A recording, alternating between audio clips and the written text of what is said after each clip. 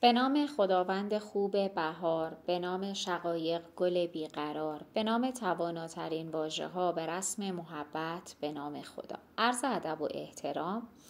جلسه مقدمه تغییر مثبت زندگی رو شروع می‌کنیم.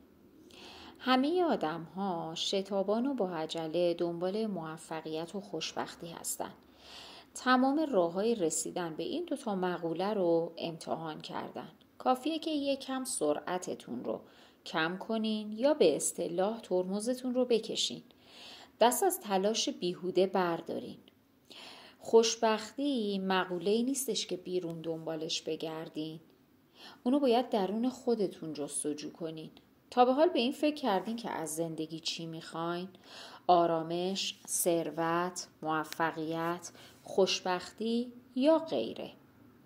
بهتره با دقت به جزئیات و وایس های جلسات این کلاس گوش بدین.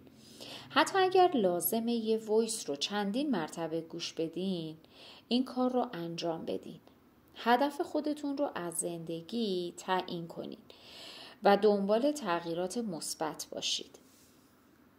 شرکت در این کلاس تمرکز میخواد و وسیله‌ای که ما نیاز داریم یک خودکار و یک دفتر که اگر 100 برگ باشه خیلی بهتره، چون ما تا پایان کلاس خیلی مسائل رو باید یادداشت کنیم و یادداشت برداریمون خیلی مهم هستش.